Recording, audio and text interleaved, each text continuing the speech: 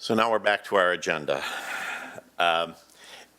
Those of you in Minnesota who are native Minnesotans understand that we sometimes here take great pride, maybe a little bit too much pride sometimes, in the innovation and creativity that we bring to public policy. That's particularly true in health-related issues, where Minnesota long has been a national leader and has great reason to take pride. We have to admit that sometimes there's a lot we can learn from the experience of other states. And we're delighted to have a person with us today who has one of the great vantage points to examine what other states are doing. Liz Farmer is the public finance reporter for Governing Magazine. And a word about her publication. You cannot be in public policy without knowing about governing. It is the nation's leading media platform covering politics, policy, and management for state and local government leaders. It is recognized as the most credible and authoritative voice in its field. Governing provides nonpartisan news, insight, and analysis on a host of issues. And Ms. Farmer is one of the reasons why Governing earns such high praise and respect. As the public finance reporter, she covers state and local budgets, tax policy, pensions, and other money-related topics. The issues that not only keep our local governments ticking, but sometimes keep many reporters confused and keep many policymakers at an arm's length distance from reality. Ms. Farmer came to Governing from the Washington Examiner, where she covered the District of Columbia City Hall politics and local government, and she also wrote extensively on the region's economic development and the rapidly changing socioeconomic structure in the region. Please welcome Liz Farmer.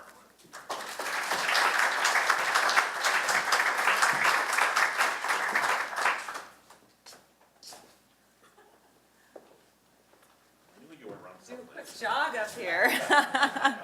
Thank you for that introduction, Tom. Now I don't have to plug Governing for everybody. Thank you so much. So I am going to try and keep my talk a little shorter than I planned for the sake of time. As Tom mentioned, I'm Liz Farmer. I write for Governing Magazine, and I cover fiscal policy. And I've been looking at the opioid crisis from the lens of how governments, how governments have been waking up to the fact that this is happening, and then B, how much of our public tax dollars are going towards just that kind of knee-jerk, reaction response, and how can we divert that money to something that's more on the prevention end. And I just want to take a moment, because I wasn't planning on doing this, but I was really inspired by Peter. I too am a person in long-term recovery, and I don't, thank you. And that is what has attracted me to reporting on this, as I think I've seen elsewhere. And I don't think the people who invited me out here knew that. I try and put little clues in my writing if you guys start following me. Just gonna look for certain language and phrases, but but I agree. I mean, there's such a stigma around this, and so thank you for once you started talking about that, I was getting really heady, like, oh, maybe I should say something. But I also think that is that, like I said, that's what has motivated me really to write about this and why I care so much. And so I want to kind of launch into the general topics of what I want to talk about and what government's approaches are with that kind of fiscal policy lens. And the short story is that government, state and local governments really don't know how much money they're spending on this. And they are just now realizing, or just now trying to figure out how deep they're really in it. One of my stories, I talked about how addiction is insidious and you don't realize, what's happening until it's just something happens where you look around and you don't recognize your life. And for state and local governments, well, I'm not going to say it's like that. It's analogous to that, in that they have really all of a sudden realized, oh my God, there's so much money going out the door to this, and we're not even saving lives. And so those are kind of two key points. And then another thing I want to get into is that there is this real desire to do something on the prevention and intervention end, and both there's a federal government response and a state and local response. And with the states and locals, they have such limited tax dollars. Most of my writing is about tight budgets and that kind of thing. So they can't print money like the Fed. Not that the federal government should just print money. I'm not advising that. But they really have to, have a care and concern about, where are we putting our money? Are we going to put it towards something that is working, something that will ultimately be helpful? And then the last thing I want to get into is the fact that in all of this talk there, unfortunately, is very little that I've seen in regards to the people on the front lines of the crisis and helping them. There's a huge, I don't want to call it a brain drain, but just a problem of people leaving this field, in hospitals and foster. I mean, it's a lot. And on the government front, I have not seen a whole lot of talk about trying to keep those people and support them with services. So I'm looking at the time. Okay. Like I said, a lot of what I'm going to talk about is kind of just the realization that state and local governments are going through with how much they're spending. And so, like I said, you all saw the graphs, and so there's been this exponential increase in just about everything in the last 5 or 6 years. And so we're at this point now with governments where their spending looks a lot like that. It's rising up, and they're suddenly realizing, what are we spending money on? Where is it going? And so there are things that we can measure and things that are difficult to measure. And so the easiest place to start out is things we can measure. And like ambulance runs, how much is it costing local hospitals, that kind of thing. And so how much are states and local governments spending on things like Narcan or other overdose reversal drugs? And when you start digging into the numbers, it's probably unsurprisingly huge. Pennsylvania, for example, estimates it's spending $5 million a year just on Narcan.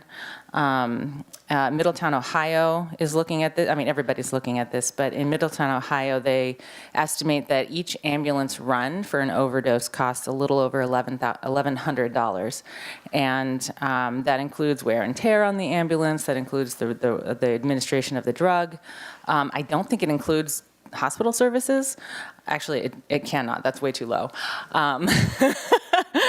So if you take that number and multiply it by the number of overdoses calls that Middletown had alone, which is just under 1,000 in a year, you're looking at $1 million just to run the ambulance, and that city has a budget of $30 million. So that is one piece of it. And that's a couple parks. That's teachers. I mean, that is real money that has gone to this that now can't be used for something else. And so that's why sometimes I feel like it's a little crass to talk about, like, what are poor governments spending on all of this when people are dying? But this is something that affects so many facets of government and the government services that we rely on that it really does affect everybody.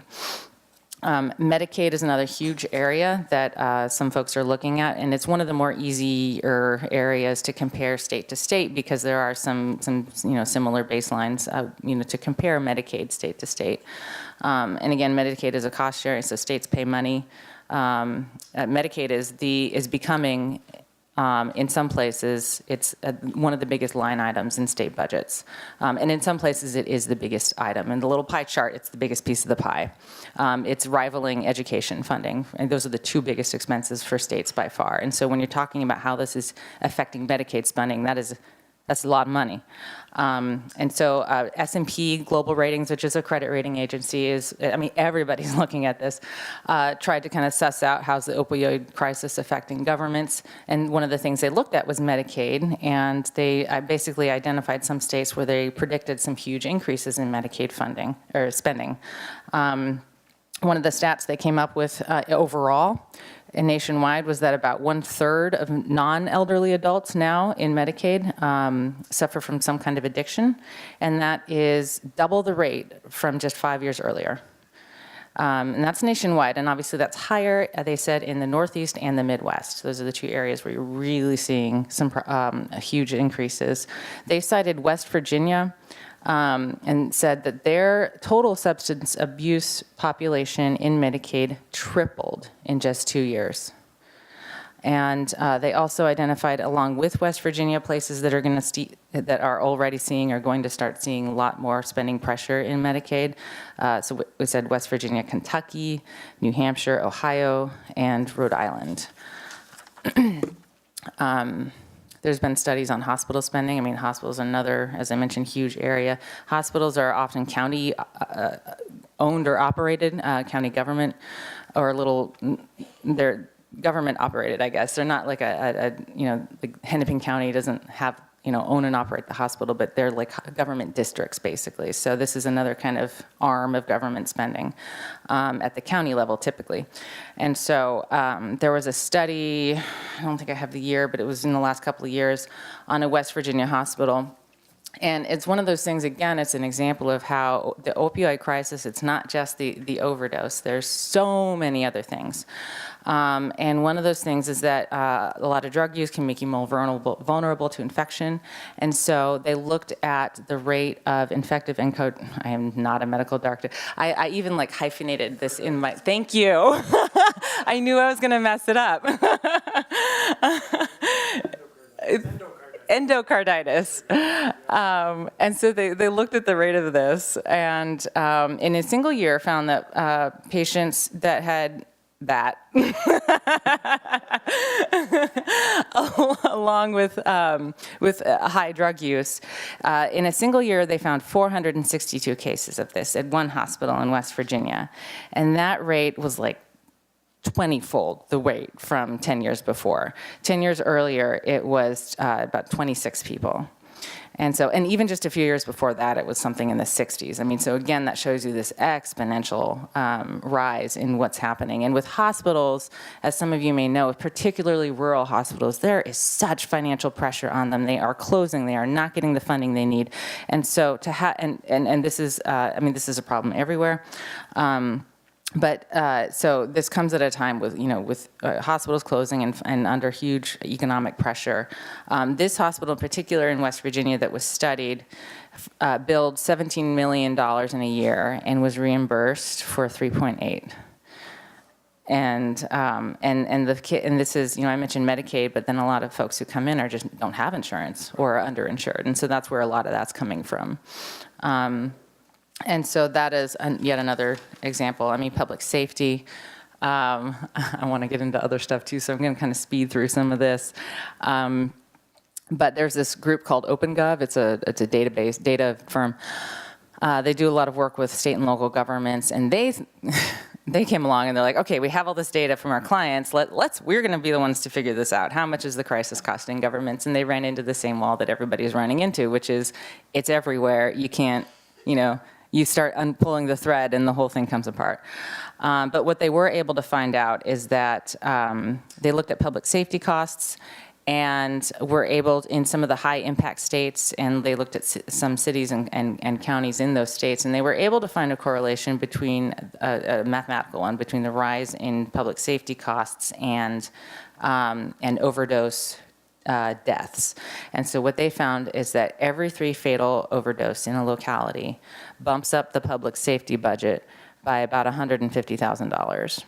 And so remember Middletown and its 960 overdose calls, and those weren't deaths, but there's roughly about 1/3 of there's twice as many overdoses as there are overdose deaths. So I mean, you think about that number, $150,000 just for that, and again, you start understanding this exponential spike in costs, and because it is so hidden, in public safety budgets, in hospital budgets, and everywhere, it's been the people in government haven't quite realized the true impact of it yet. The last one I think I want to get into before I kind of move on to something else is child welfare. That's just another area. Foster care systems are being overloaded with kids. And then the number of cases where it's because one of the parents are abusing drugs or alcohol has risen a lot. I'll give you some stats on here in Hennepin County since I've written about it. So the county's child protective services spending over 8 years has doubled. In a single year, child abuse reports doubled to 22,000. And in 2 years, the foster care placements increased by 70%. And I spoke with a friend who used to work in the Maryland foster care system, and he said that in Harford County, if anyone's familiar with that, and he said that, pretty much all of his cases, for him personally, were because of some kind of abuse, substance abuse. And I'll get into his story a little bit now just to talk about the mental health toll. And that's something we can't measure. Certainly groups have tried, and there's been, like the lost productivity due to overdose deaths, or, and the mental health toll on family and kids of people who are close to someone who is suffering from an addiction. Those aren't really things you can tack on here's how much an ambulance run costs kind of thing, but there is an economic factor to that. And my friend who worked in the Maryland foster care system told me about how the reason he left after 7 years was because he had this one case that he just couldn't shake. And it was a baby that was born, and his mother, he was one of two twin boys. He was a twin, and his twin brother had died. The mother was addicted to morphine, had lots of opioid use. And my friend had gotten this case about a year after his own son had been born with some problems, and was in the NICU for about 4 to 5 months, weeks. Ugh. And that, if anyone's been through that experience, it's devastating for a parent. Even if you think even if you know your kid's going to be okay, it's just not what they tell you is going to happen in those little how to have a baby classes. I've been through the experience myself, and it's heart-wrenching. And so, my friend having been through this experience with his own son, and then getting a case where it was just so devastating. One kid died, and the other one's hooked up to tubes in the NICU, and he said he just couldn't shake it. That was the one that did it for him, because he said his performance went down after that, after 6 months, and within a year he had moved on. He still works in addiction recovery, but he's, as he put it, at least in the field he's in now, the patients, when they die, they're not kids. So, and that for the state of Maryland, and he works for a private contractor, so he's no longer even a state employee, and that is valuable experience that the state of Maryland has lost. And so one last alarming thought when it comes to the numbers is, by most accounts, everything I've told you, particularly with the overdoses and death rates, is probably an underestimation. Not every overdose goes reported. Not every overdose death is recorded as such. In a lot of cases, county county state medical examiners' offices are being overloaded with this. They cannot do an autopsy on everyone that should have an autopsy done on them. They're running out of money too, and so these figures are underreported, and I'll just leave it at that. There are some attempts to kind of gather all of this stuff up and report a giant number. And there was a study done that came out about a year ago at Ohio State University, where they looked at Ohio, which I think is one of the big battleground states. And they looked at pretty much everything I talked about, and every different level of government service, the education system. They looked at lost economic productivity. And they came up with, I flipped forward too fast. They came up with this number, added it all up, and said that each year that probably costs the state of Ohio up to $5 billion, billion with a B. And then they factored in an estimate of the lost lifetime productivity every year from overdose deaths. And they tacked on another almost $4 billion per year for that. So add it all up, and you're looking at just under $9 billion a year in lost opportunity costs and then actual dollars on the table for one state alone. And to put that in perspective, that's about what the state of Ohio spends on its K-12 education every year. And so that, again, it's not quite a dollars to dollars thing because we're talking about, money that hasn't happened yet. But it does give you some sense of why this is starting to become so noticeable in government budgets. And that's usually, from my, not to sound crass, but from my perspective, I write about what governments spend money on, and when something rises to the level of it's not just the police talking about it, it's not just Health and Human Services talking about it. All of a sudden, city CFOs are being made aware of it, and state and when it rises to that level, that's when everybody's talking about it, and people want to do something about it. And that's about the time when it came on my radar.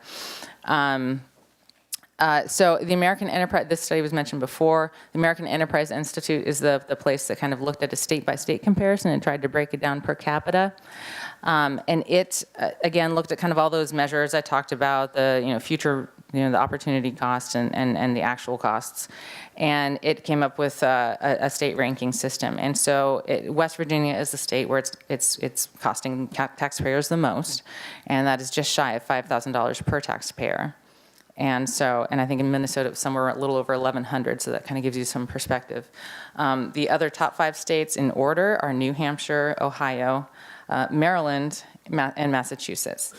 And then down at the bottom, just to give you a sense of the scale, Nebraska is last on the list, and it's costing taxpayers $465 per. So that gives you a range from $465 to just under $1,000. And so I want to get a bit into, I'm going to try and end in 5 minutes, if that's okay. All right. So I want to get a bit into, okay, so I just outlined you this huge problem. The states know they're spending a lot of money. They're kind of looking under every rock and crevice for where that money is going, but there's also a huge desire to be like, okay, can we at least spend this money on the front end and not the back end? And so, while that's difficult because that not only requires a lot of understanding the data, they're still trying to do things like that. They want to make sure that their money is going towards something that works. And I'll just tell you about an example I wrote about in Chelsea, Massachusetts, which has a lot of familiar themes, I am sure, to a lot of you. It's definitely a work in progress, but what they did is they, like every government, started saying, oh my God, how much money are we spending on this? And started trying to go through that, and then realized we just need to start putting money towards prevention and early intervention. And so they kind of looked around for models, found one, I think they said it was based on something they found in Canada.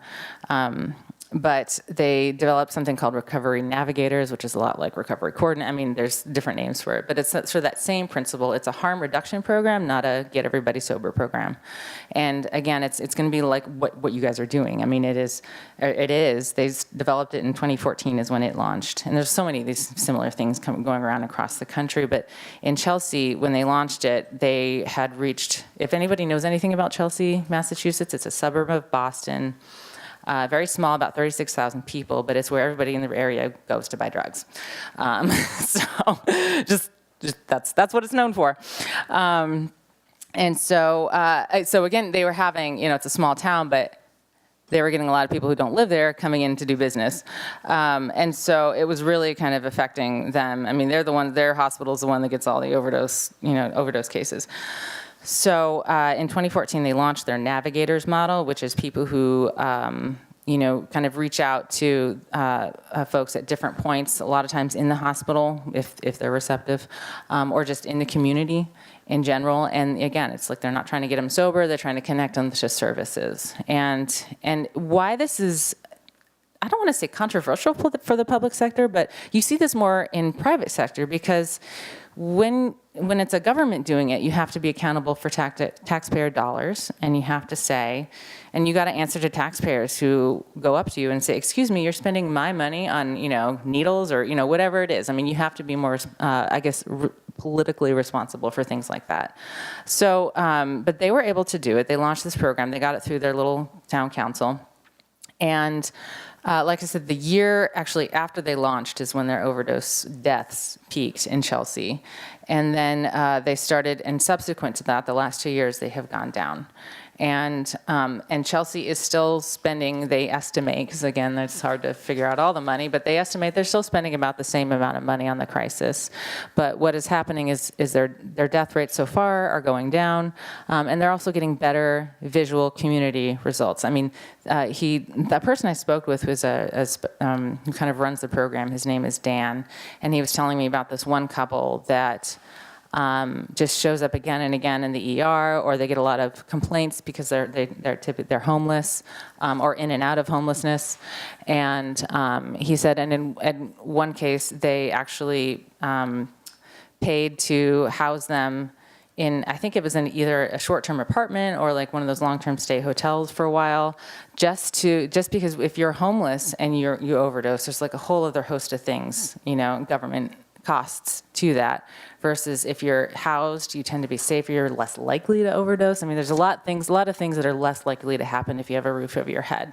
So, and having to answer to the city council for, wait, you're not trying to get these people sober, you're just putting a roof over their heads, but, being able to point to what is less likely to happen now and why that is saving the, public dollars. And so, again, it's not the easiest thing to do, but they are able to start showing some positive progress towards that. And so last I heard, Boston was looking at something similar. And as you guys know, I mean, every place is looking at doing something like that. It's just from the public sector perspective, it's a lot tougher to implement something like that versus a private sector company. And then, okay, the last thing I kind of want to get into is, I will mention quickly, and maybe Peter can speak to this too later, but Congress has this opioid crisis response bill that they are in the middle of passing. I think last I saw it was, the compromise bill passed the House. It's in the Senate, and I know the Senate's a little busy this week, so I don't know if it's going to pass. I don't know, at what point they'll take it up. But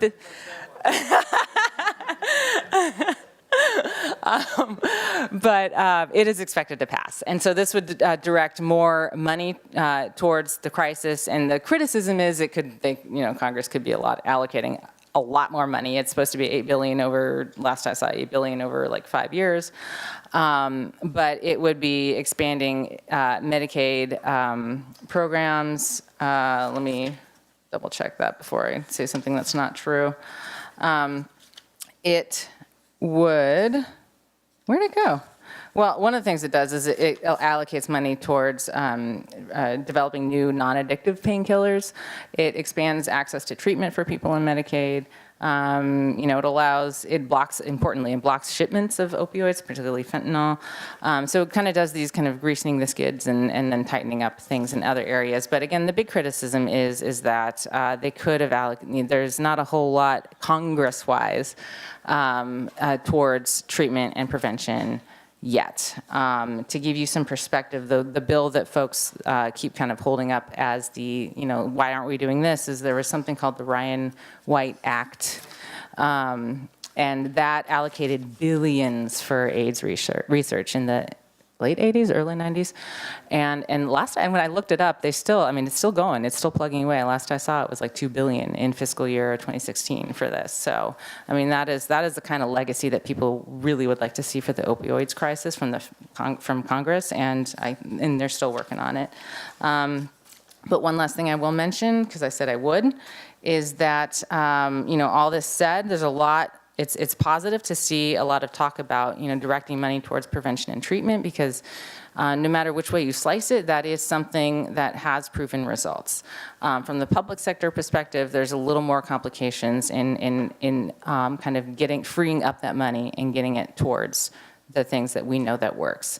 But there has been, sadly, just not a lot of talk of clinical support for people in the field. And that person, my friend Joel, who works in foster care, said that had there been a regular, something like a school counselor for that department, it would have, and had that person been there to speak with and kind of help him and other coworkers go through that, all of the mental toll that it takes, he's not sure he would have left. I mean, if he'd had some kind of support like that. And that's the kind of thing that, I'm going to start writing more about that, because I don't think it's really on state and local government's radar. And that's not something that would save everyone. I spoke with an ER nurse who used to work at a hospital in Maine, and she was there for 9 years and burnt out. And I asked her the same question, and she's like, I still think I couldn't do it anymore. So it's not for everybody, but certainly for professions